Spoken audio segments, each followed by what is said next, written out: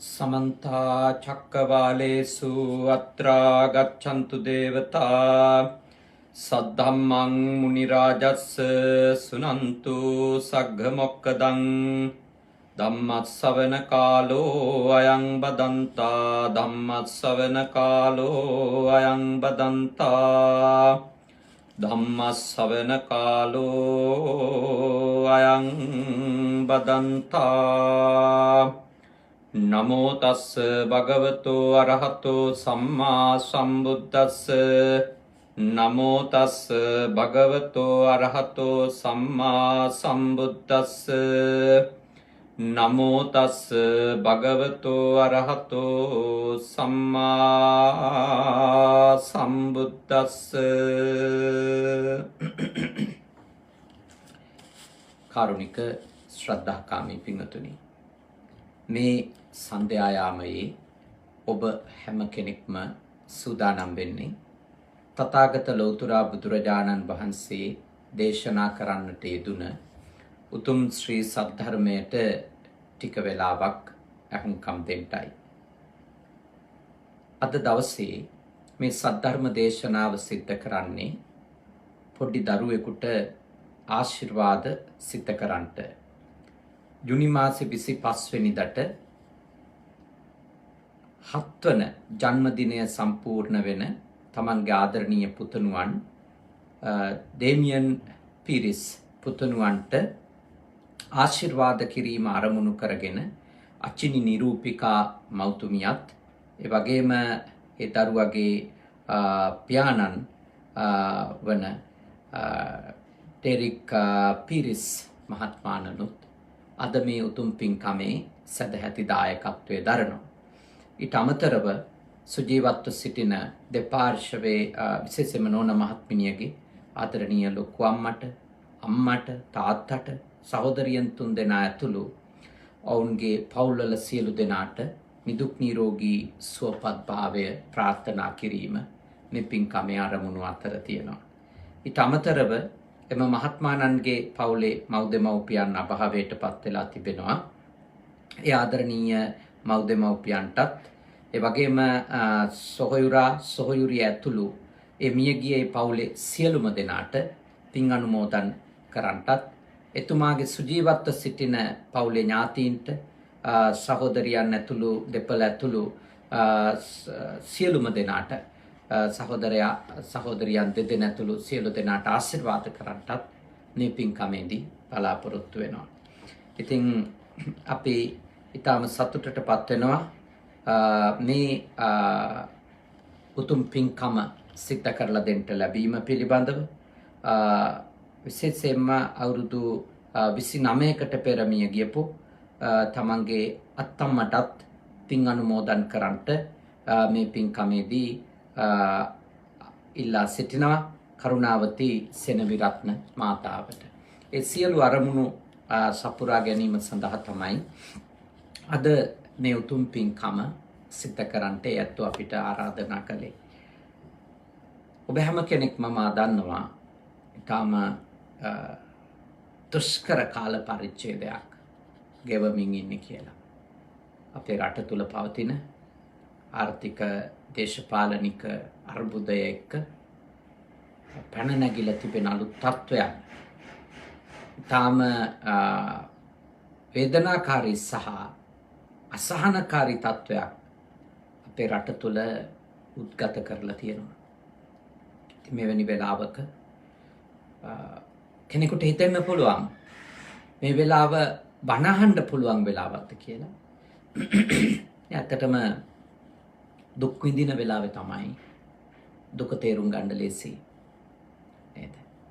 ඒ වගේම තමයි පීඩා විඳින වෙලාවේ තමයි ඒ පීඩාවේ ස්වභාවය එහි යථාර්ථය අවබෝධ කරගන්න අපි උත්සාහ කරන්නත් ඕන. මොකද හේතුව අපිට ඒ යථාර්ථය සමහර විට අපි සුවපත්ව ඉන්න වෙලාවකදී තේරෙනවට වඩා හොඳින් ජීවිතය ගැන සත්‍ය අපට අවබෝධ වෙනවා අර්බුදය ඇතුළේදී. ඒ නිසා ඔබ මේ වෙලාවේ පුළුවන් විනාඩි 10-15ක් හරි දහම් කරුණක් ඉගෙන ගන්න එක මා විශ්වාස කරනවා ඔබට ලැබෙන මහත් ලාභයක් කියලා. තාම ශ්‍රද්ධාවෙන් මේ දායකත්වයේ ගත්තු පින්වත් පිරිසගේ අරමුණම ඔබේ හිත නිවා ගන්නට උපකාර කිරීම. මේ දේශනාවන් කොච්චර කාර්යබහුල වුණත් සිද්ධ කරන අපෙත් අරමුණ වන්නේ ඔබගේ හිත ස්වල්ප වශයෙන් හෝ නිවාසනසා ගන්නට ඔබට උපකාර කිරීම තමයි, ආධ්‍යාත්මික උදව් කිරීම තමයි අපෙත් මූලික බලාපොරොත්තුව. අද කතා කරන්නේ ඔබ අප පීඩා විඳින මනෝභාවයක් පිළිබඳව, භය පිළිබඳව අද කතා කරන්නේ. භය පිළිබඳව ඔබ කරුණු ගොඩක් ඉගෙනගෙන තිබෙනවා. භය හොඳ එකක් ලෙසත්, භය නරක එකක් ලෙසත්, දෙපැත්තටම කරුණු ධර්මානුකූලව ඔබට අවබෝධ කරගන්නට අවස්ථාවක් තියෙනවා තථාගත දේශනාවට අනුව. නිදසුනක් ලෙස කිව්වොත් යම් කිසි කෙනෙකුට ප්‍රාණඝාතයට බයක් ඇති වුණොත්, සොරකමට බයක් ඇති වුණොත්, ඒ ඔත්තප්ප කියලා හඳුන්වපු ඒ භය ඔබට මෙලොවටත් පරලොවටත් උදව් වෙන, උපකාරයක් වෙන බය ධර්මයක්.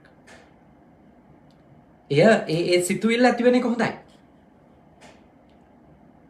හැබැයි කාට හරි කෙනෙකුට අසාධාරණයට, වැරද්දට, අවනීතියට එරෙහිව කතා කරන්න බයක් ඇති වුණොත්, ඒ භය විසින් අපි සියලු දෙනාම නේද? අපි සියලු දෙනාම ඉන්න තත්වයෙන් තවත් නරකම තත්වයකට පත් කරලා දාන්නට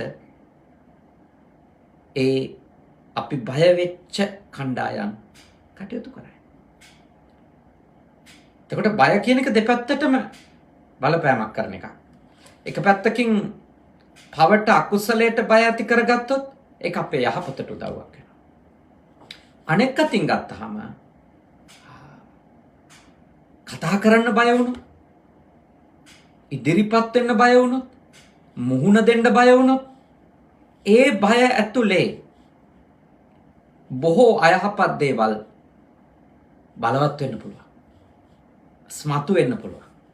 ඒ නිසා බය පිළිබඳව බෞද්ධ අර්ථකථන සම්ප්‍රදාය තුල තිබෙන, තේරවාදී ඉගැන්වීම් තුල තිබෙන කරුණු අපි දැනගන්න ඕන. ඒ දැනුම ඔබට අවශ්‍ය තැනදී බය වෙන්නත්, අනවශ්‍ය තැන්වල නිර්භය වෙන්නත් උදව්වක් වෙනවා කියන එක මා විශ්වාස කරනවා. භාග්‍යවතුන් වහන්සේ දේශනා කරනවා සතර ආකාර වූ බයක් පිළිබඳව පළමුවෙන්. ඒ බය ඇති වෙච්ච කෙනෙක් තමයි සසරෙන් නිදහස් වෙන්න හිතන්නේ. ඒ බය හොඳ බයක්. මොකක්ද? ජාති භයං, ජරා භයං, ව්‍යාධි භයං, මරණ භයං. මේ බය හතර ඒ කිව්වේ නැවත ඉපදීමට, භවයේ ඉපදීමට අපට තිබෙන බය අපිට උදව් කරනවා භවයක කෙනෙක් පිළිසිඳ ගන්න, උපදින හේතු නැති කර ගැනීම සඳහා. හේතු නැති කර ගැනීම සඳහා උදව් කරනවා. අපිට බය හිතුනොත් මට නම් ආයේ මේ සසරේ උපදින්න බෑ, මේක බියකරු සසරක්, මේ සසර ගමනේ උපදින එක හරි බයජනකයි කියන තිරිසන් අපායේ දුක් විඳින සත්වයෝ දැකලා, මනුෂ්‍ය ලෝකේ දුක් විඳින සත්වයෝ සහ අපේ දුක්ඛිත අත්දැකීම් එක්ක ඒ බය අපට තාම සාධනීය දෙයකට යොමු කරගන්න පුළුවන්. තාම යහපත් දෙයකට යොමු කරගන්න පුළුවන්. මොකක්ද යහපත් දේ? සාධනීය දේ. ඒ බය අපිට නැවත නැවතත් ඇති වෙන්නේ අපි ඉපදුනොත්. එතකොට උප්පත්තිය නම් අපේ බය නැමැති ඵලය, උප්පත්තිය නැත්තම් භවය සැකසෙන හේතුව නැති කරන්න ඕනි කියන වීරිය තමයි අපි ඇති කරගත යුත්තේ. බය වෙලා ඒකේ අන්තයට ගිහිල්ලා එක ෆෝබියා එකක් බවට පත් කරගෙන මානසික ලෙඩෙක් වෙන්න නෙමෙයි බුදුදහම යෝජනා කරන්නේ. ඉපදෙන්න ඔබට බයයි. ඇයි බය? ඉපදිච්ච මිනිස්සු අත්විඳින දේවල් දැකලා. ඉපදුනාට පස්සේ Taman අත්විඳ දේවල් දැකලා. එහෙනම් ඔබ කල යුත්තේ මොකක්ද? මං ඉපදෙන්න බයයි කියමින් ඉඳීමද? මට නම් ආ ඉපදෙන්න බෑ කී ඉඳීමද? නෑ. ඒක නෙමෙයි කල යුත්තේ. එහෙම කිව්ව පමණින් අපි නොඉපදෙන්නේ නෑනේ. අපිට ප්‍රාර්ථනාවක් තිබුණොත් මම නම් ආයෙ උපදින්න එපා කියලා අපි නොඉපදෙයිද? නෑ. අපි උපදිනවා. අපි උපදිනවට ආයෙ බයයි නම් මනුෂ්‍ය භවයේ වේවා, දිව්‍ය භවයේ වේවා, බ්‍රහ්ම ලෝකයේ වේවා, කොත්තනක හරි උපදිනවට ඔබ බයයි නම් ඒ බය තුල ඔබ මම කරගත යුත්තේ ඒ උප්පත්තිය සිද්ධ වෙන හේතු නේද? හේතු නැති කරගන්න ඕන. අපේ තථාගතයන් වහන්සේගේ ධර්මයට අනුව අපි නැවත නැවතත් මේ බියකරු සසරේ උපදින්නේ අකුසල මූල තුනක් නිසා. ලෝභෝ අකුසල මූලං, දෝසෝ අකුසල මූලං, මෝහෝ අකුසල මූලං. ලෝභ, ද්වේෂ, මෝහ කියන අකුසල මූලයන් ටික නිසා ප්‍රධාන වශයෙන් ඒ අකුසල මූලයන් තුල අපව තව තවත් බලවත් කරවන, ස්ථාවර කරවන, එහිම අපි මුසපත් කරවන අවිද්‍යාව නිසා තමයි අපි මේ සසරේ නැවත නැවත උපදින්නේ. එහෙනම් අපි උත්සාහ කරන්න ඕන දේ තමයි නේද? උත්සාහ කරන්න ඕනි දේ තමයි ඉපදීමට බයයි නම් ඉපදෙන හේතු නැති කරගන්න එක. ඉපදෙන හේතු නැති කරගන්න එක. ඉපදෙන හේතු නැති කරගත්තොත් ඊළඟ බය කොහොමත් ඇති වෙන්නේ නැහැ. මොකක්ද? ජරා භයං. ජරා භයං කියුවේ වයසට යනකොට තියෙන බය. ඔබට ජීවිතේ මේ බය දැනෙලා නැද්ද? මම වයසට ගියාම මට මොකක් වෙයිද? මම තනි වෙයිද? මගේ වැඩ මට කරගන්න බැරි වෙයිද? මට කවුරුවත් උදව්වට නැති වෙයිද? මං අසරණ වෙයිද?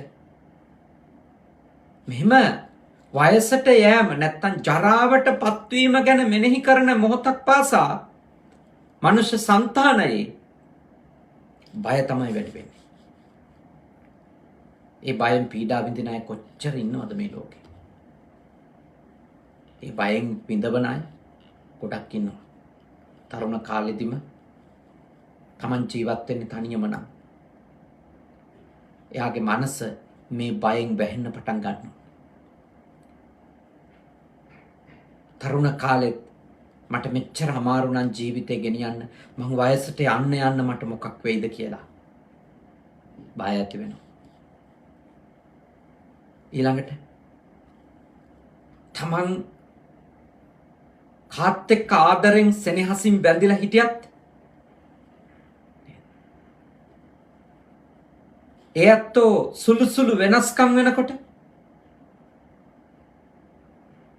වර්තමානයේ ගැන නෙමෙයි බය වෙන්නේ. මිනිස්සු වැඩිපුරම බය වෙන්නේ අනාගතය ගැන.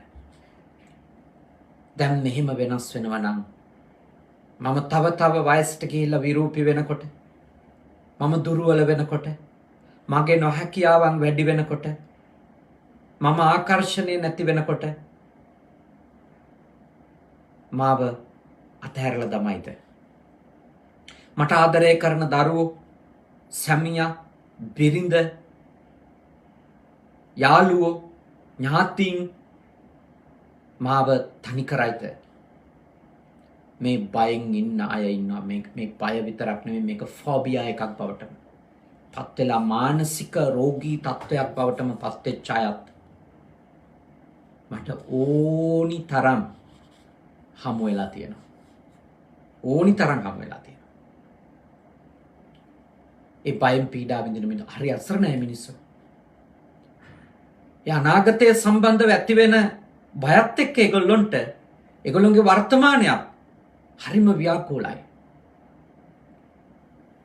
මං වයසට ගියම් මට මොකද්ද වෙන්නේ කියලා හිතලා ඒ සම්බන්ධව ඇති කරගත්ත බීතිකාවෙන් ඉන්න අය ඒගොල්ලෝ වර්තමාන හැම මොහොතක්ම අසහනෙන් ඉන්නවා. අසතුටින් ඉන්නවා. මා ඔබට යෝජනා කරනවා අපිට උපදීම නවත්තන්න පුළුවන් ඊළඟ භවයේ. ඒත් ඇත්තටම අපිට වයසට යන එක නවත්තන්න ක්‍රමයක් නැහැ. වයසට යන එක අපි කොහොමද නවත්තන්නේ? ඒක ඊළඟ භවයේ නවති ඉපදුනේ නැතෝ. එහෙමනම් ඒකටත් උත්පත්තියම තමයි නවත්තන්න ඕන. ඔබ හොඳට හිතන්න. මේ භවයේ අපිට වයසට යාම කියන ජරාවට පත්වීම කියන ධර්මතාවයට මුහුණ දෙන්නම සිද්ධ වෙනවා. ඒකට මුහුණ දෙන්නම සිද්ධ වෙනවා. ඒක මගේ ආර යන්න බෑ අපි කාටවත්.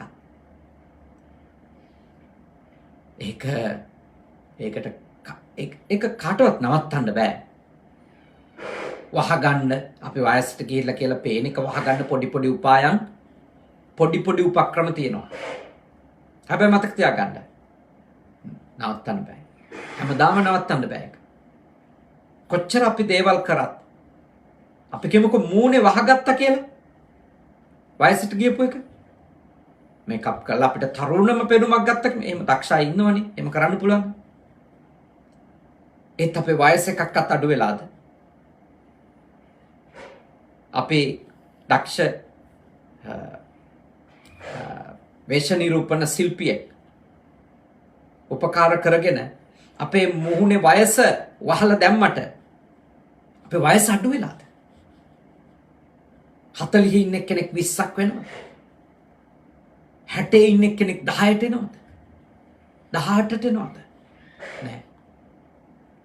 අපේ ඇඟ ෂය වෙලා ගිහින් දිරලා ගිහින් ජරපත් වෙලා වියපත් වෙලා අතපය පියවරෙන් පියවර Tamanට වාරු නැති වෙන්න පටන්ගෙන වාඩි වුණාම නැගිට ගන්න බැරි වෙනවා. ඒව වහන්නේ කොහොමද? වාඩි වුණාම නැගිට ගන්න නැගිට්ටම වාඩි වෙන්න ප්‍රශ්න එනවා. මේවා අපිට ඉක්මවන්න බැරි ධර්මතා. ඒ බය නැති වෙන්න නම් මේ සාමාන්‍ය ජීවිතේදී මම වයසට යනවා නේද කියලා හිතනකොට එන ඒ බීතිකාව දුරු කරගන්න නම් ඒ අසහනය ඒ පීඩාව දුරු කරගන්න නම් තියෙන එකම ක්‍රමය තමයි ඒ ධර්මය මට ඉක්මවන්න බැරි එකක් කවදාවත් ඉක්මවන්න බෑ කියලා. ඒක පරාජයටපත් කරන්න මට බැහැමයි කියලා තේරුම් ගන්නවා. භාග්‍යවතුන් වහන්සේත් වයසට ගියා.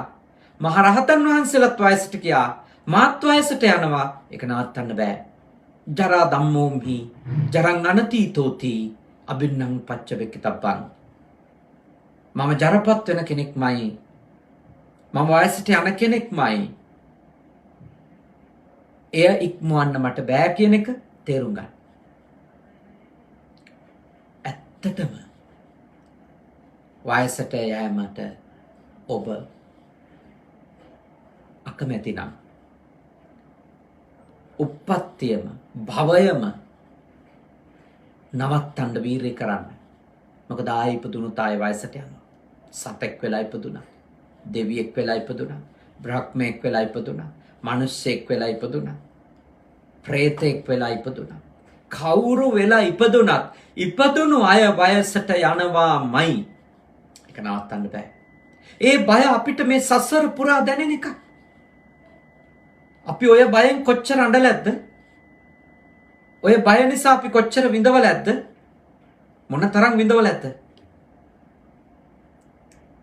වයසට ගියාම මට මොකක් වෙයිද කියලා හිතනකොට. එයින් කොච්චර විඳවල ඇද්ද අපි අපේ සංසාර ගමනේ. ආයෙ උපදිනවා කියන්නේ අපිට විඳවන්න වෙන වාර ගාන මතක තියාගන්න කොච්චරද කියලා අපිට හිතා ගන්නවත් බැරි තරම් වයසට යයි. වයසට ගියාම මෙහෙම වෙයි කියලා හිතනකොට ඇති වෙන බය. මම ඔබට මෙහෙම යෝජනා කරනවා. ඔබට හිතනකොට ඒ විදියට ඇති වෙනවා නම් බයක්. වයසට ගිහිල්ලා තනි වෙලා ඉන්න කෙනෙක් දකින්නකොට මටත් මෙහෙම වෙයිද කියලා හිතලා බය හිතෙනවා නම් වයසට ගිහිල්ලා තමන්ගේ වැඩ තමන්ට කරගන්න බැරුව ඉන්න කෙනෙක් දකින්නකොට වයෝ වෘද්ධකම නිසාම ලෙඩක් දුකක් නැති වුණත් වයෝ වෘද්ධකමෙන් ඉඳන්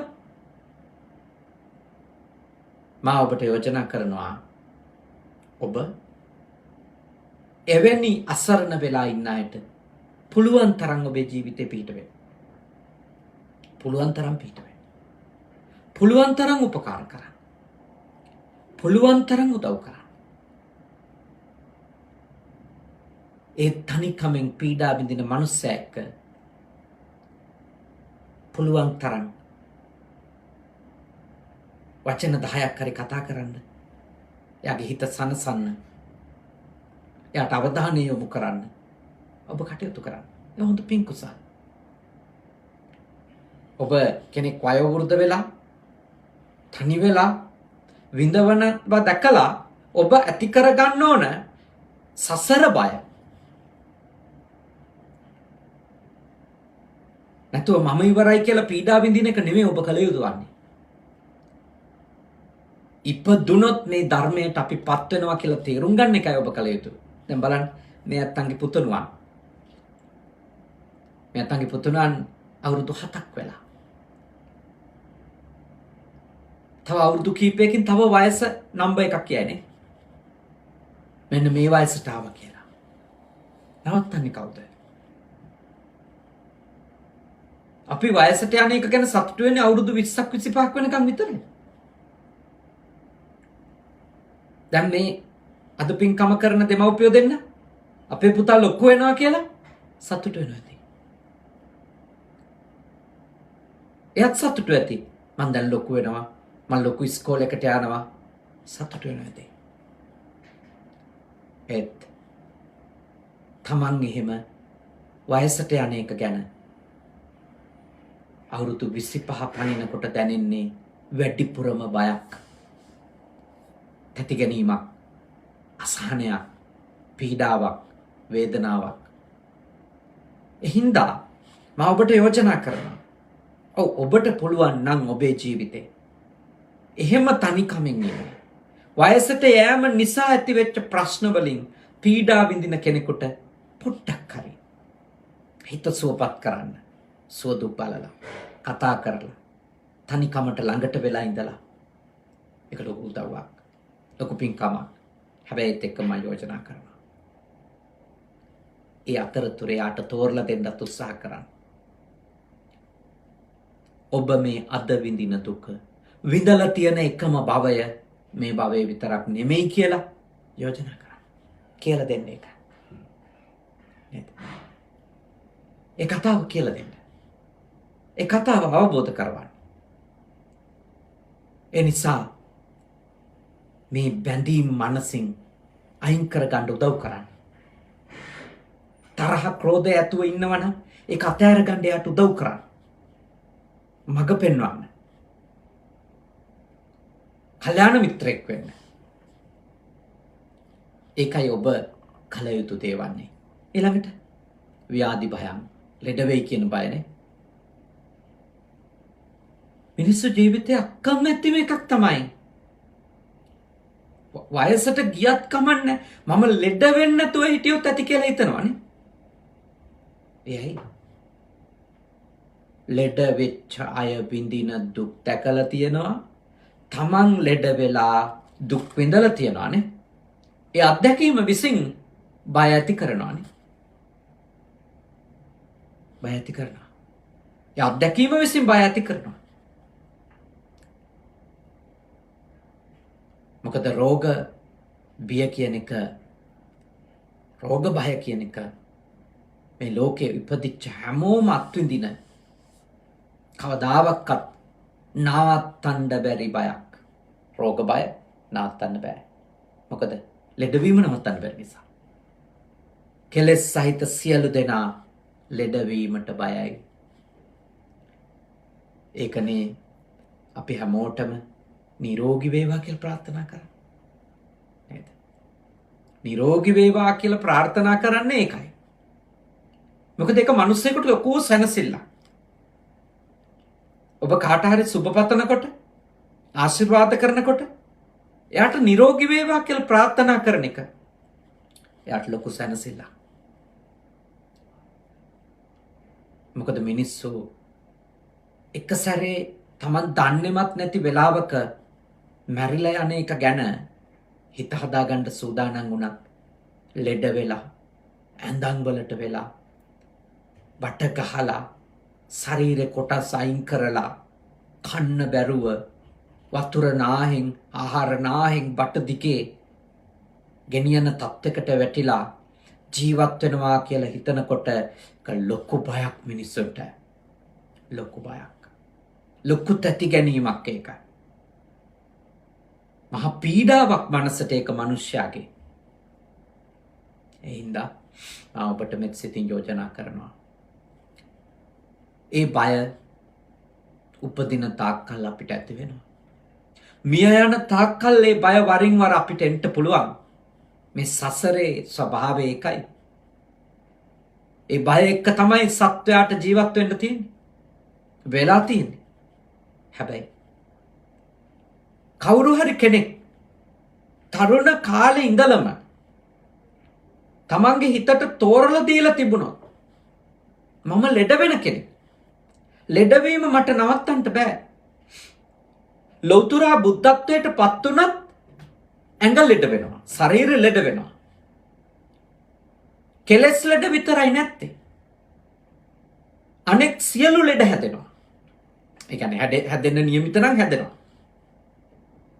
පිත්ත සමුට්ටානා, සෙම්ම සමුට්ටානා, වාත සමුට්ටානා, සන්නිපාතිකා, ඕපක්කමිකා, උතුපරිණාමජා, විසම පරිහාරජා මේ ආදී වශයෙන් කියපු ඕනෙම විදියකින් වාපිත් සෙම් තුන්දොස් කිපි මේ ඕනම ක්‍රමයකින් බුදුරජාණන් වහන්සේ ලෙඩ වෙනවා. පස්සේ බුදුරජාණන් වහන්සේ ලෙඩ වෙනවා.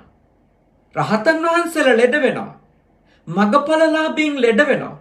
කෝටිපතියෝ ලෙඩ වෙනවා. උගතුන් ලෙඩ වෙනවා. නවත්තන්න බෑ පින්වතුනි. ලෙඩවීම නවත්තන්න බෑ. කය ලෙඩවීම. භාග්‍යවතුන් වහන්සේගේ පස්සේ බුදුරජාණන් වහන්සේ නමකගේ, මහරහතන් වහන්සේ නමකගේ හිත ලෙඩ වෙන්නේ. මගපලලාභීන්ට හිතේ ලෙඩ අඩුයි. මගපල ලැබුවේ නැති අපේ හිත ඕනම වෙලාවක ලෙඩ වෙනවා. මනස ලෙඩ වෙනවා. ඒ කෙලෙස් ලෙඩ. කය නම් බුදු වුණත් ලෙඩ වෙනවා. පසේ බුදු වුණත් ලෙඩ වෙනවා. මහරහත් වුණත් ලෙඩ වෙනවා. කය ලෙඩ වෙන එක සක්විති රජුට නවත්තන්නටත් බෑ. ලෞතර බුදුහාමුදුරුවන්ට නවත්තන්නටත් බෑ. කාටවත් නවත්තන්න බෑ. අපේ භාග්‍යවතුන් වහන්සේ පිරිනුවම් පෑවෙම ලෝහිත පක්ඛන්දිකා කියන, ලේ අතිසාරය කියන රෝගය හැදිලා කියලා අපේ බණ පොතේ සඳහන් වෙනවා. උන්වහන්සේට නොසන්සිඳුණු පිටේ අමාරුවක්, දිගු කාලයක් පැවතුණු හිසේ රුදාවක්, ඔළුවේ කැක්කුමක් පැවතුණු බව, කායික රෝග පැවතුණු බව බුද්ධ චරිතයේ තථාගත ජීවිතය පිළිබඳව විස්තර තියෙන දේශනාවන්හි සඳහන් වෙනවා. සාරිපුත්ත මහරහතන් වහන්සේට එක වෙලාවක බඩේ කැක්කුමක් හැදෙනවා. මුගලන් මහරහතන් වහන්සේ වෙලාවේ උන්වහන්සේට උදව් කරන්නේ. එහෙම බඩේ කැක්කුම හැදිලා පීඩා විඳින වෙලාවට අම්මලා තාත්තලා ගෙදරදී මොන වගේ බේත්ද පෙව්වේ කියලා අහගෙන ඒ විදියට බේත් හදලා දීලා. එහෙනම් හොඳට තේරුම් ගන්න. ලෙඩවීම අපි කාටත් පොදු ධර්මයක්. ඒක අපි කාටත් නවත්තන්න බෑ. අද මේ මොහොතේ නිරෝගීව ඉන්න මම, නිරෝගීව ඉන්න ඔබ හෙට රෝද පුටුවක ඉන්න පුළුවන්. ඇඳක නැගිට ගන්නවත් බැරුව ඉන්න පුළුවන්. ඒ නිසා ඒකට බය වෙනවා වෙනුවට ඒක තේරුම් ගන්න. මේ යථාර්ථයට ඕන වෙලාවක මූණ දෙන්න වෙයි කියලා තේරුම් ගන්න. එතකොට ගොඩාක් අපේ අයහපත් ගතිත් අඩු වෙනවා. මම ලෙඩ වෙන කෙනෙක් නේද? ලෙඩවීම මට නවත්තන්න බෑ නේද කියලා කෙනෙක් සිහිනුවණින් කල්පනා කරන්න ගත්තොත් ඊර්ෂ්‍යාව, කුහකකම, දුෂ්ට ගති අඩු වෙනවා. තම කය පිළිබඳව මාන්නය, උඩඟුකම ඒවා අඩු වෙලා යනවා. ගොඩාක් වෙලාවට ඔය තමන් මේ නිරෝගී කියලා දැඩි මාන්නයක් හදාගත්තු, තමන්ට කිසිම ව්‍යාධියක් හැදෙන්නේ නැහැ කියලා හිතාගෙන කතා කරන, හැසිරෙන, කටයුතු කරන අය කොච්චර ඉන්නවද? ලෙඩ වෙලා මිනිස්සෙක් කෙඳිරි ගාද්දි, විඳවද්දි නේද? එයට සමච්චල් කරන, ඒ පීඩාවට උසුළු විසුළු කරන කොච්චර ඉන්නවද? මා යෝජනා කරනවා මේ ජීවිතය ගැන එච්චර ආඩම්බර වෙන්න එපා. එච්චර ආඩම්බර වෙන්න එපා. මේ කය ලෙඩ තැම්පත් වෙලා තියෙන ගුහාවක්, ලෙඩ නිදන් කරලා තියෙන තැනක්. ඒ ලෙඩ එළියට එන දිනය වේලාව පිළිබඳ ප්‍රශ්නයක් මිසක ලෙඩ නොවීම, ලෙඩ මතු නොවීම ගැන කාටද ගණන් හදන්න පුළුවන්? කොහොමද ගණන් හදන්නේ? බුද්ධිමත්. ගොඩාක් බුද්ධිමත්. හොඳට තේරුම් ගන්න බලන්න. ඊළඟ බය මරණ බයනේ. සමහර අය කියනවා මට නම් ඇති, මට මැරෙන්න ඕන, මරුණා නම් ඊට වඩා හොඳයි.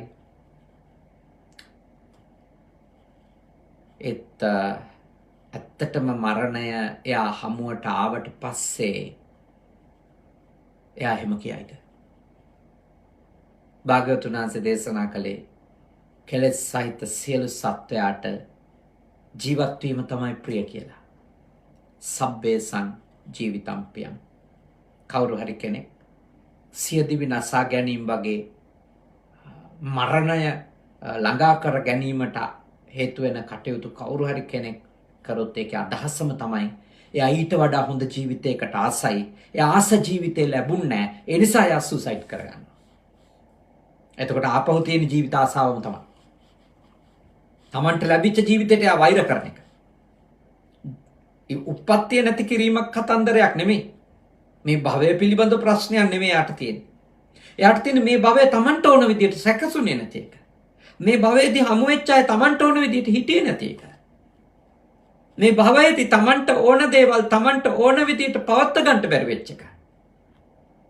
ඒකට එරෙහිව එයා ගන්න පුළුවන් දරුණුම ක්‍රියාමාර්ගය ලෙස සියදිවි නසා ගැනීම තෝරා ගන්න පුළුවන්. ඒකෙන් කියන්නේ එයා ජීවත් වෙන්න අකමැති කෙනෙක් කියලා. එයා අකමැති වෙලා තියෙන ජීවත් වෙන්න නෙමෙයි. එයා අකමැති දේවල් එක ජීවත් වෙන්න. එයා හිතනවා මේක මේ වෙලාවේ ඉවර කරාම ප්‍රශ්න ඉවර වෙනවා කියලා. කවදාකවත් ප්‍රශ්න ඉවර වෙන්නේ නැහැ. සියදිවි නසා ගැනීම අමු මෝඩ වැඩක් වෙන්නේ කොතනදීද? කොතනදීද ඒක ගොඩාක් ලොකු මෝඩ වැඩක් වෙන්නේ? සියදිවි නසා ගැනීම මෝඩ වැඩක් වෙන්නේ විශාල ආයත් උපදින තැනදී. ආයත් ඉපදුනොත් නැවත නැවතත් මුණ ගැහෙන්නේ ওই ප්‍රශ්නමද නැද්ද? ওই ප්‍රශ්නමයි. ආපහු මුණ දෙන්න වෙනවා. එතකොට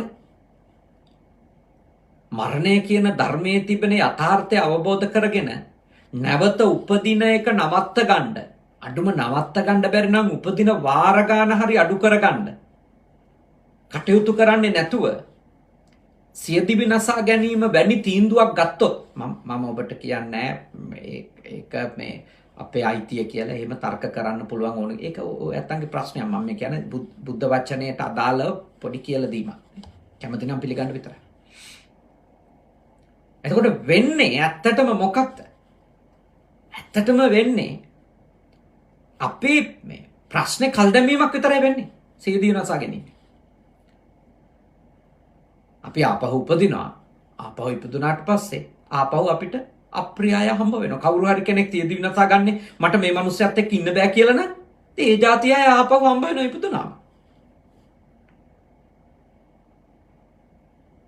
කවුරු හරි කෙනෙක් සියදී විනාසා ගන්නවා මගේ දරුවා මැරුණා, මගේ අම්මා මැරුණා, මගේ තාත්තා මැරුණා, මගේ පෙම්වතිය මැරුණා, මට තවදුරටත් ඉඳලා වැඩක් නැහැ.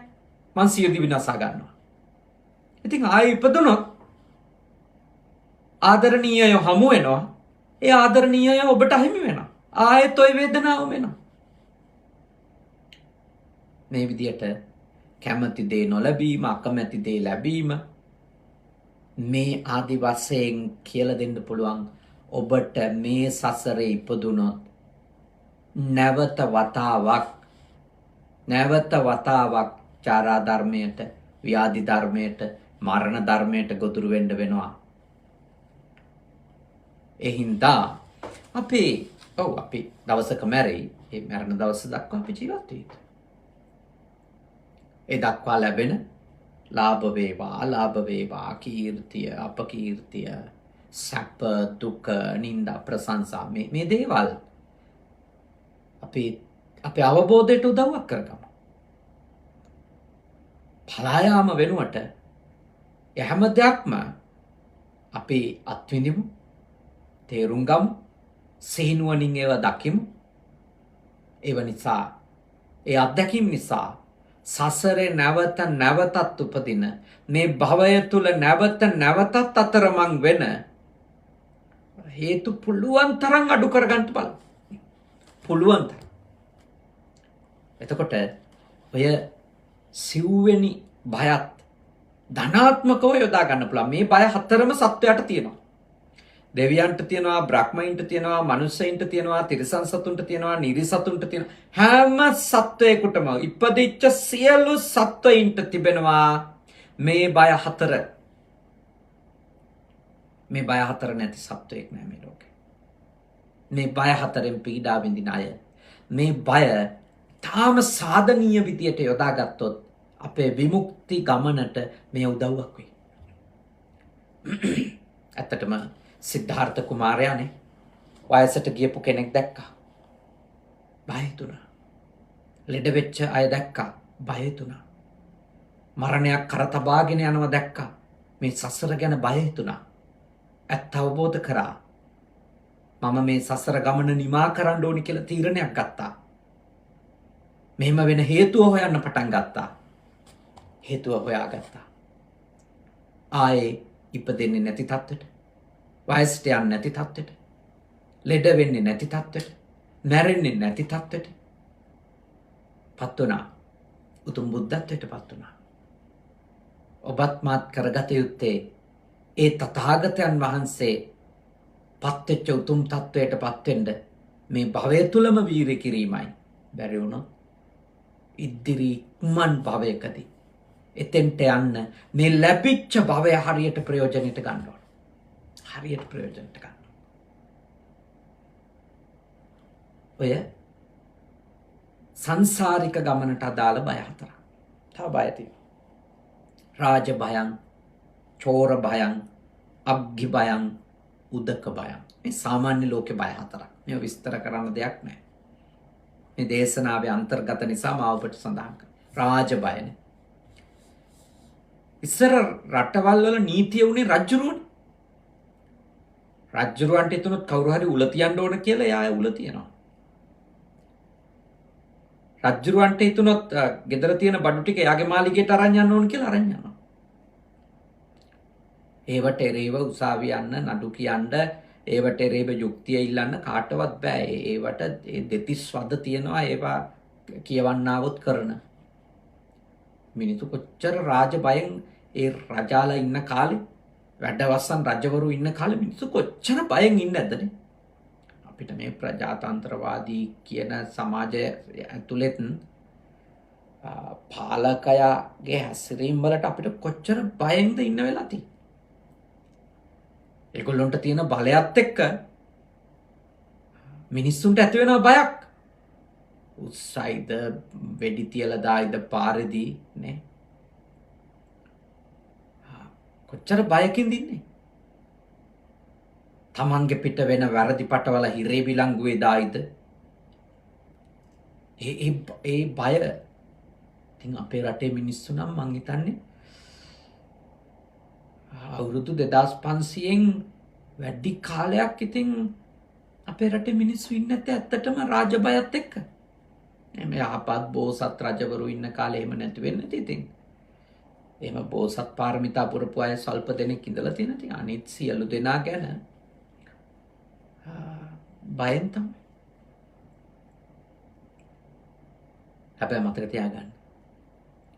ඒ රජා නීතිය වෙච්ච යුගයේ මිනිස්සු එහෙම බය වෙලා මුළු ගැන්විලා හිටියට අද එහෙම ඉන්න ඕනේ නැහැ. අද පොඩි හරි මේ සමාජයේ සිද්ධ වෙච්ච මේ ලෝකයේ සිද්ධ වෙච්ච යහපත් වෙනස්කම් නිසා අපට අයුක්තිය අසාධාරණය සමාජයට වෙනවා නම් ඊට එරෙහිව කතා කරන්න පොඩි හරි අවස්ථාවක් තියෙනවා. ඒ අවස්ථාව බය වෙලා මග ඇර ගන්න එපා. මොකද අපි ඕනවටත් වඩා බයයි කියලා තේරුණොත් ඉවරම කරලා දායි. ඉවරම කරලා දායි. කරන ඕන දෙයකට ඔහේ යන්න දීලා බලන් ඉන්නවා කියලා තේරුණොත් මොනවා කරයිද දන්නේ. රාජබය කියන එක නේද? රාජබය කියන එක ඇතුලේ මතක තියාගන්න නේ. මතක තියාගන්න ඒක ඇතුලේ ඕනවට වඩා මුසපත් වෙන්න එපා. නීතියට අපේ තියෙන්න ඕන ගෞරවයක්. පාලකයාගෙන් ගෞරවයක් තියෙන්න ඕන. ඒත් බයෙන් තැතිගෙන ඉන්න ගියොත් අපිව වහල්ලු කරන එක නවත්තන්න බෑ. ඒක අවබෝධ කරන් ජීවත් වෙන්න. අපි නීතිගරුක වෙන්න ඕන. හැබැයි රජුත් නීතිගරුක වෙන්න ඕන. පාලිතයත් නීතිගරුක වෙන්න ඕන. පාලකයත් නීතිගරුක වෙන්න ඕන. අපි සියලු දෙනාම එක පොදු නීතියකට යටත් වෙන්න ඕන. ඒකයි විය යුත්තේ. නැතුව බය වෙලා තැතිගෙන ඉන්න නෙමෙයි. ඊළඟට චෝර බය. සොරුන්ට බයනේ. සොරබිය කියන එක ඉතින් කොහොමද නවත්තන්නේ? ඉදිරියට අපේ රට තුල දිගින් දිගටම ඇති වෙන්න පුළුවන් බීතිකාවනේ. සොරබි. කවදාකවත් හොරකම් නොකරපු මිනිස්සුත් හොරකම් කරන්න ඉඩ තියෙනවා. අවධානයෙන් ඉන්නනේ. මම යෝජනා කරනවා මොකක්ද? අවධානයෙන් ඉන්න. මොකද ඔබ අවධානයෙන් හිටියොත් මේ වගේ ඊටාම අවාසනාවන්ත කාලයක අනතුරුදායී කාලයක ඒ සොරුන්ට ඔබ අමාරුවෙන් දුක් විඳලා හම්බ කරගත්තු දේවල් අත්පත් වෙන එකත් එවැනි සොරෙකු අතින් ඔබේ ජීවිතයට හෝ ඔබේ ආදරණීයයෙකුගේ ජීවිතයට හෝ අනතුරක් වෙන එක වළක්වා ගන්නත් ඔබට පුළුවන් වෙයි. වැදගත් දේ ඔබ බය වීම වෙනුවට සිහිනුවණින් කටයුතු කිරීම. ඔව් ඕන මිනිහෙක් හොරෙක් වෙන්න පුළුවන්. මම නම් විශ්වාස කරනවා කෙලෙසයිද ඕන මිනිහෙක් හොරෙක් වෙන්න පුළුවන්. අපි සිහිනුවණින් ඉන්නවා. අපි කල්පනාකාරීව ඉන්න ඕන. අනේ මේ මිනිස්සුන්ට මේ ඒ මිනිස්සයා හොරකම් කරයිද යාට කොච්චර තියනවද හිම කියලා මිනිස්සු ගැන නිගමන වලට එන්න එපා. තියන මිනිස්සු නේනම් මේ බලගතු ඔක්කොම හොරකම් කරලා තියෙන්නේ. අර කෝප් කමිටුවේ තියෙන රැස්වීම් ප්‍රවෘත්තිවල පෙන්නනවනේ පොඩි පොඩි කැලි. ඒවා බලන් ඉන්නකොට තේරෙන්නේ මොකක්ද? මේ රටේ හොද්දට පඩි ගන්න රාජ්‍ය නිලධාරීන් කොච්චර හොරකම් කළාද? කොච්චර වංචා දූෂණ කළාද? මිලියන ගණන්නේ. පාලකය කොච්චර දේශපාලඥයෝ නියෝජනය කරනයි කොච්චර හැම එක්කෙනාම නෙමෙයි මං හිතනවා විශාල පිරිසක් මුන්නත් තරම් හොරකම් කළා තියෙද නැතුවද නේද පාර්ලිමේන්තුවේ ඇවිල්ලා අඬන විදියට නම් ඉතින් ඇන්දිවත් නැහැ වගේ තමයි කියන්නේ ඉතින් නිකන් පව් කාගේවත් දෙයක් අහිමි කරන්න එපා කිසි කෙනෙක්ගේ දෙයක් ගිනි තියන්න එපා ඒ වගේ පහත් තත්ත්වයට අපි වැටෙන්න හොඳ නැහැ කවදාවත් ඒවා අවනීතික දේවල් ඒවා අපි කිසිසේත්ම අගය කරන්නේ නැහැ නම බොරු කතා කියන්නේ නේ ඒ වැටුලේ ගොඩක් බොරු කතා තියෙනවනේ තිබුණත් හොරකම් කරනවද නැද්ද හොරකම් කරනවා මේ හොර හිත කියන එක පුදුම එකක් මම දන්නවා ඒ කොළඹ තියෙන ලොකු රෙදි කඩවල ප්‍රාඩෝ වලින් ඇවිල්ලා ඇඳුම් උස්සල කාන්තාව අහු වෙනවා ඇඳුම් හොරකම් කරන්න උස්සන් යනවා ගමන් මලට දාගන්න ඇඳුම් ඒගොල්ලොන්ගේ පින්තූරු ගහලා තියලා තියෙනවා ලොකු කඩවලට ඇවිල්ලානේ උස්සන් යනවා ඒ නැති හින්දා නෙමෙයි සල්ලි නැතුවත් නෙමෙයි ඉන්නේ V8 වලින් මර්සිඩීස් බෙන්ස් වලින් ඒ මනුස්ස సంతානේ කියන එක කොයි වෙලේ අනුන්ගේ දෙයට ආස වෙලා ඒක හොරකම් කරගන්න හිතයිද දන්නේ ඒක කියන්න බෑ එහෙම තමයි මනුස්ස సంతානේ වැඩ කරන විදිය මනුස්ස సంతානේ එහෙම තමයි අපි අවදානෙන් ඉන්න ඕනේ ඉතරයි අපි අවදානෙන් ඉන්න ඕනම මනුස්සෙක් හොරෙක් වෙන්න පුළුවන් ඔබේ දරුවෙක් හොරෙක් වෙන්න පුළුවන් එයාට හොරකම් කරන්න හිතෙන්න පුළුවන් සසරේ එහෙම ගති පුරුදු ඇවිල්ලා තියෙනවනම් එයාට අවස්ථාව යෙදෙනකොට එයාගේ ගති ලක්ෂණ මතුවෙන්න පුළුවන් දැන් මේ දරුවාගේ උපන්දිනය සමරන මම යෝජනා කරනවා ඔබේ දරුවා අද හොඳම පරිසරයක හිටියට ඔබ ගාව ඔබ වැනි අම්මෙක් හම් වෙලා ඔබ වැනි තාත්තෙක් හම් වෙලා ඊටාම හොඳ පරිසරයක එයා ඔබ හැදුවට මතක තියාගන්න එයා සසරේ දිගටම ඉඳලා තියෙන්නේ ඔබ වැනි අම්මා තාත්තා ගාවද දන්නේ නැහැ ඒ නිසා ඊටාම හොඳ දරුවෙක් ගැන උනත් අවදානෙන් ඉන්න එයා හොරකම් කරන්න පෙළඹෙන්න පුළුවන් එයා හොරකම් කරන්න පෙළඹෙන්න පුළුවන් එහෙනම් අපි සොරෙක් වේ මෙයා හොරෙක් වේ කියලා යා ගැන බයෙන් ෆෝබියා එකක් හදාගෙන වද දිදී හිංසා කර ඉන්න කියලා නෙමෙයි මම කියන්නේ එතෙන්ට වැටෙන්න එපා ඒක මහා අවාසනාවන්ත තත්වයක් මිනිස්සෙක් එතෙන්ට වැටුණා ඒක වෙනුවට මගේ යෝජනාව තමයි තථාගත දේශනාවට අනුව ඔබ දැනගෙන ජීවත් වෙන්න ඕන මිනිස්සෙක්ගේ ගාව දානපතියෙක් වෙන්න අවශ්‍ය කරන පරිත්‍යාගශීලියෙක් වෙන්න අවශ්‍ය කරන සිතුවිලි වගේම හොරෙක් වෙන්න අවශ්‍ය කරන ඒවාත් තියෙන බව ඒක තැන වෙලාව අවස්ථාව යා මූණ දෙමින් ඉන්න දේවල් ගොඩක් දේවල් හේතු වෙනවා එතෙන්ට යන්න කෙනෙක් නා බුද්ධිමත් සොරබිය කියන එක ඉදිරියට එන්න පුළුවන් සී කල්පනාවෙන් පාරේ යනකොට මම යෝජනා කරන ඔය බොරු රත්තරන් පාට ගාපු බොරු දේවල් මේ කරේ කනේ දාන්න යන්න එපා ඒවා දකින්න මිනිස්සු දන්නේ නැහනේ රත්තරන් නෙවෙයි කියලා. දකින්න මිනිස්සු හිතන්නේ මේ දන්වැල් වගේ දාන් ඉන්නකොට උන්ට ලක්ෂ ගාණක එකක් කියලා.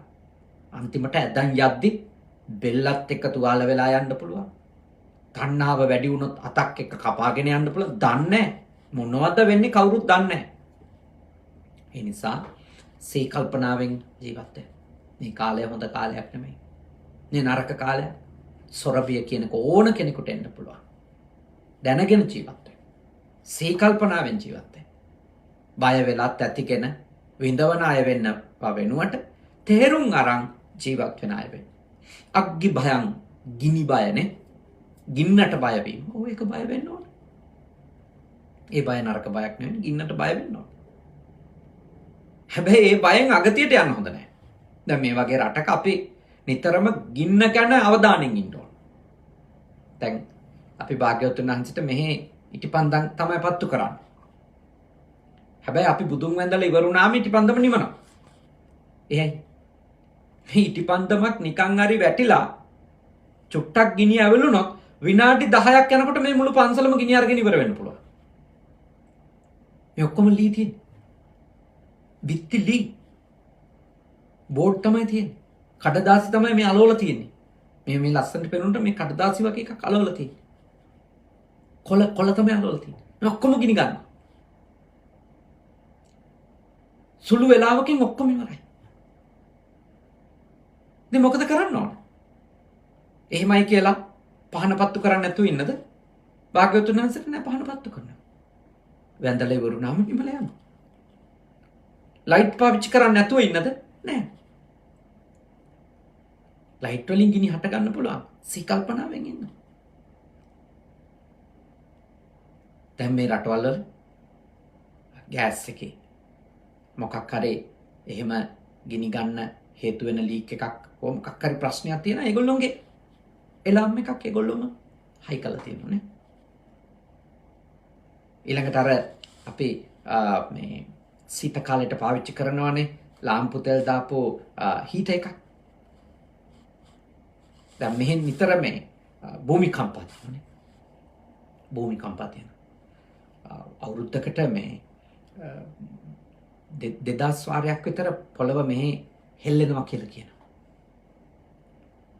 ඊට වඩා වැඩි වාර ප්‍රමාණයක් කියනවා. මම දන්නේ නැහැ. මම ඉඳිද්දිත් මට සාමාන්‍යයෙන් සතියකට අවස්ථා දෙක තුනක් චූටි හෝ සෙලවීමක් දවසේ කොයි වෙලාවක හරි දැනෙන වෙලාවල් තියෙනවා.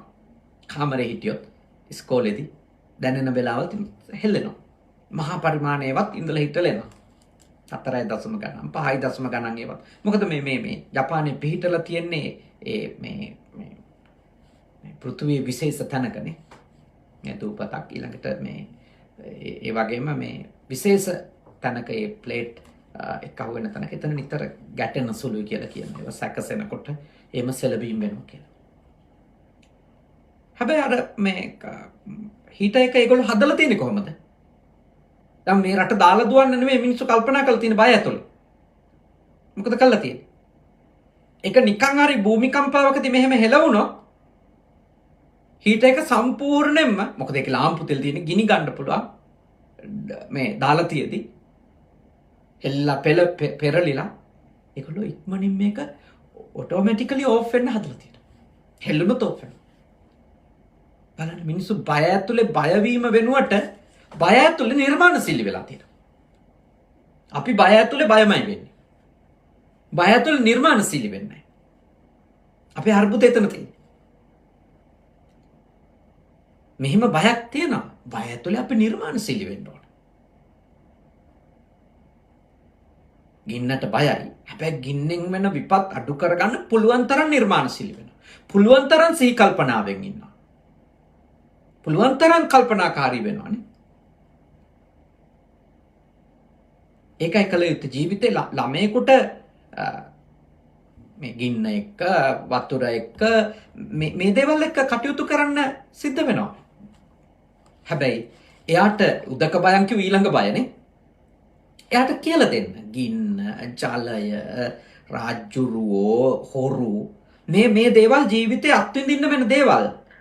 මේවට බය වෙලා තැතිගෙන අසහනයෙන් පැනලා දිවීම වෙනුවට මානසික රෝගියෙක් වීම වෙනුවට කළ යුතු දේ තමයි මේ හැම එකක්ම ජීවිතේ විය හැකි බව දැනගෙන ජීවත් වෙන්න උගන්නන එක.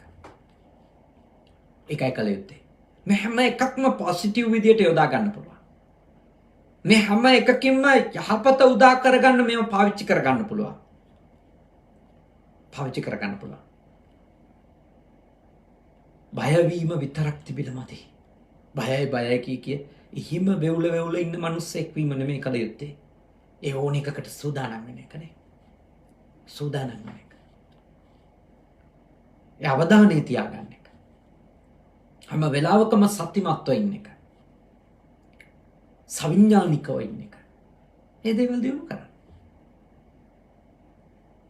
මනසේ ඔබට යෝජනා කරනවා ඒ කියන්නේ ආතතීන් හදාගත්තොත් නම් මේ සුළු දේවල් වලට ඔබ මහා බියක් ඇති කරගෙන අපරාධ නාස්ති වෙයි. ඒක අපරාධය. තව බය 4ක් තියෙනවා කෙටියෙන් කියලා ඉවර කරනවා. එකක් තමයි අත්තානුවාද භයං. හොඳ බයක්. මොකක්ද? මා විසින් මෙනං අපරාධයක් කරන ලද්දේ යැයි තමා විසින්ම චෝදනා කරනු ලැබීමෙන් ඇතිවෙන බිය.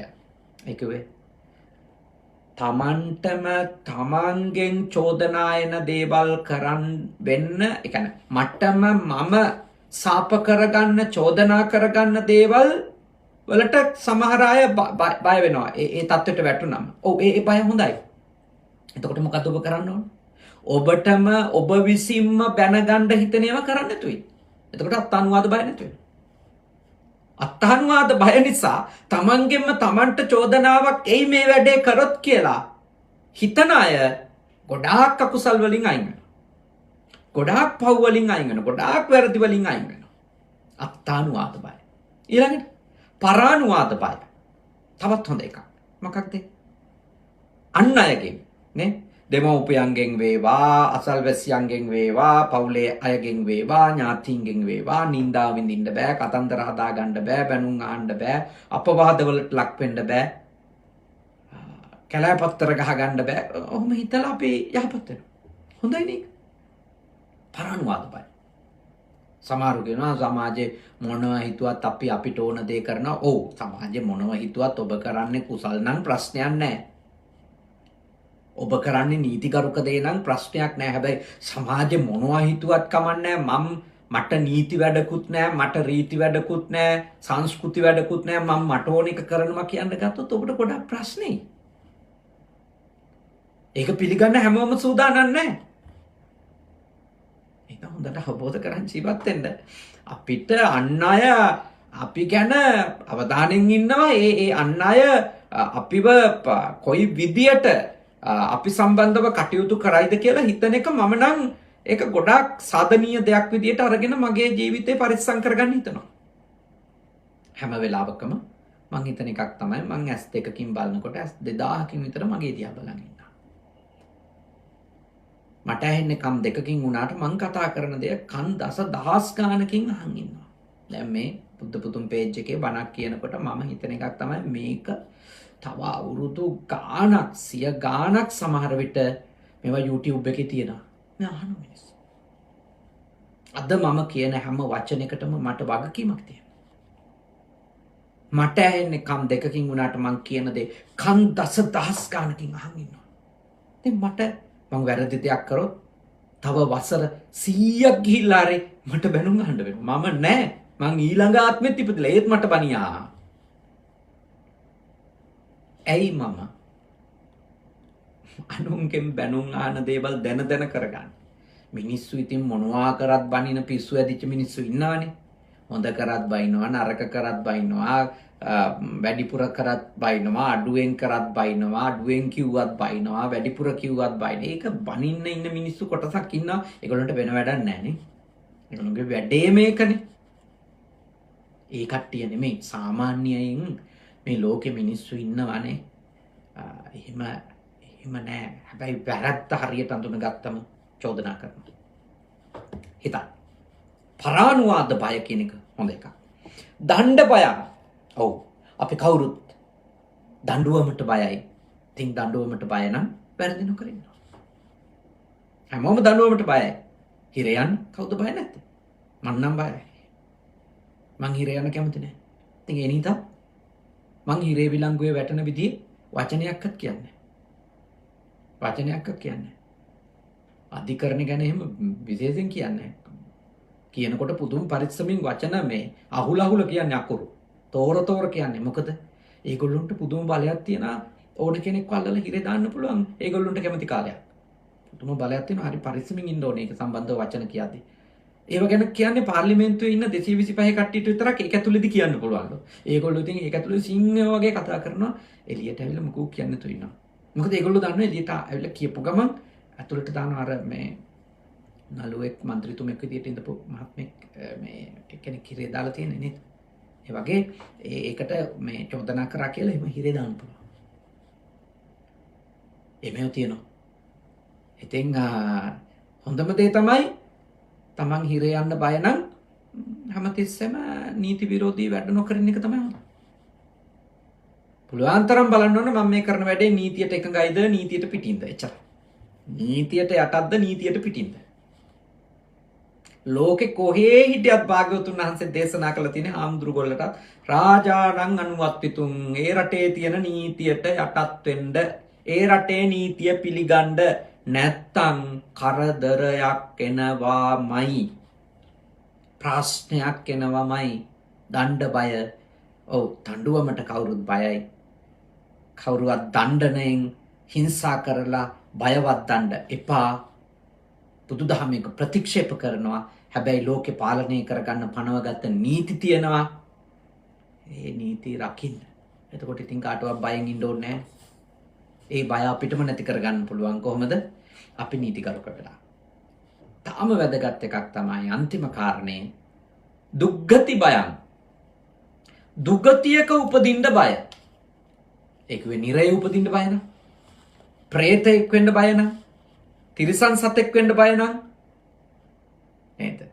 අසුර නිකායක උපදින්න බය නම් ඒ බය ඉතාම වටින බයක් මොකද ඒ බය තියෙන අය තමයි ප්‍රාණඝාතයෙන් වළකින්නේ හොරකමෙන් වළකින්නේ වැරදිකාමෙන් බොරුවෙන් කේලමෙන් පරුස වචනෙන් හිස් වචනෙන් අන්සතු දෙයට ආසා කිරීම මේ සියලු දසවිධ වූ අකුසල් වලින් යමෙකුට වළකින්න ගොඩාක් උදව් වෙනවා දුක්ගති බය නැත්නම් දුක්ගතියේ උපදී කියලා කෙනෙකුට ඇති වෙන බය.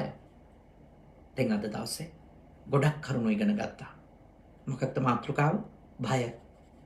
බය ගැන තථාගත විවරණ, භාග්‍යවතුන් වහන්සේගේ විවරණ, තථාගතයන් වහන්සේගේ විවරණ ගොඩාක් ඉගෙන ගත්තා. මේවා තේරුම් ගන්න. මේවා කියලා දෙන්නේ ඇයි? අවබෝධය තමයි නිර්භයකම ඇති කරන්නේ. අවබෝධය තමයි ඔබ කෙනෙකුට අභයදානය දෙන කෙනෙක් බවට ඔබවපත් කරවන්නේ. ඔබ එතකොට කවදාකවත් අන් අයට ඔබ නිසා බයක් ඇති වෙන්න දෙන්නේ නැහැ. සැනසීමක් දෙනවා. ඉතින් අද දවසේ මේ උතුම් පින්කම සිද්ධ කරන්නට දායක වුණේ අච්චිනී නීරූපිකා මහත්මිනිය. ඒ වගේම එතුමන්ගේ ආදරණීය ස්වාමී පුරුෂයා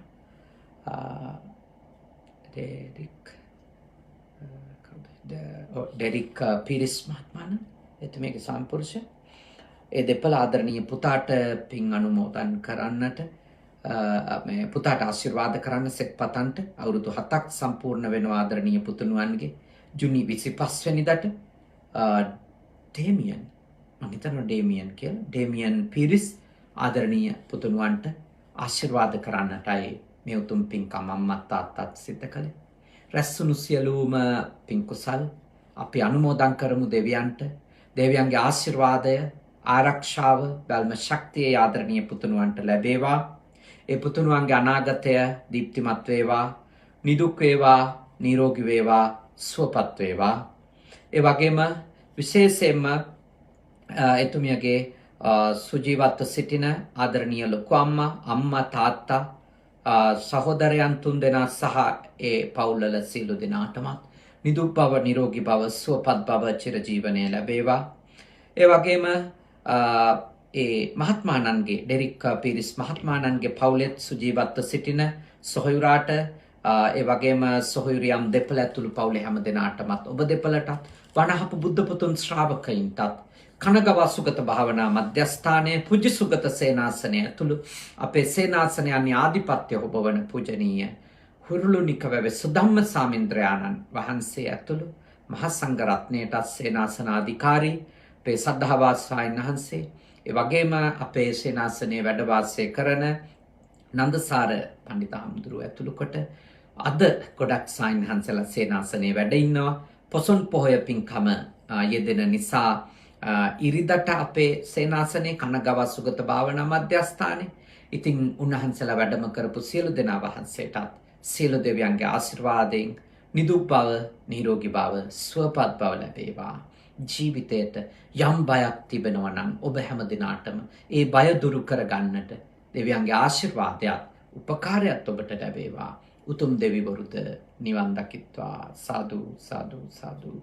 ඒ වගේම ඒ ඩෙරික් පීරිස් මහත්මාණන්ගේ නමින් මිය ගියපු සියලුම ඥාතීන්ට ඒ වගේම අචිනීනෝ නා මහත්මිනිය නමින් මිය ගිය සියලු ඥාතීන්ටත් බණහපු ඔබ නමින් මිය ගිය සියලු දෙනාට මේ පින්වත් වේවා, සුවපත් වේවා, සපවත් වේවා, දුකින් මිදේවා. ඔබේ අපේ ඥාතීන් උතුම් නිවනින් සැනසෙත්වා. සාදු සාදු සාදු. අවසාන වශයෙන් ඔබ අප හැම දෙනාට දෙවි දේවතාවුන්ට නියගිය ඥාතීන්ට මේ පින් කුසල් පාරමී වේවා. විශේෂයෙන්ම ඒ ආදරණීය පුතුණුවන්ට සුබ උපන්දිනයක් වේවා, සුබ අනාගතයක් වේවා, නිදුක් සම්පන්න නිරෝගී සම්පන්න ජීවිතයක් ලැබේවා. බණහප ඔබටත් ඔබේ පවුලේ සියලු දෙනාටත් ලංකාවාසීන්ටත් ලෝකවාසීන්ටත් උපදින හැම භවයකම සත්පුරුෂ කල්යාණ මිත්‍ර ඇසුර ලැබේවා. ඉක්මන් භවයකදී නිවනින් සැනසෙන්න අද කරගත්ත පින කුසලය පාරමී වේවා. සාදු සාදු සාදු. ආකාසට්ටා ච බුම්මට්ටා දේවා නාග මහිත්‍තිකා පුඤ්ඤන්තං අනුමෝදිත්වා චිරන් රැක්කන්තු ශාසනං. ආකාසට්ටා ච බුම්මට්ටා දේවා නාග මහිත්‍තිකා පුඤ්ඤන්තං අනුමෝදිත්වා චිරන් රැක්කන්තු දේශනං. ආකාසට්ටා ච බුම්මට්ටා දේවා නාග මහිත්‍තිකා පුඤ්ඤන්තං අනුමෝදිත්වා චිරන් රැක්කන්තු මම් පරන්ති තී. හැම දිනම නිදුක් වෙත්වා, නිරෝගී වෙත්වා, සුවපත් වෙත්වා. සාදු සාදු සාදු.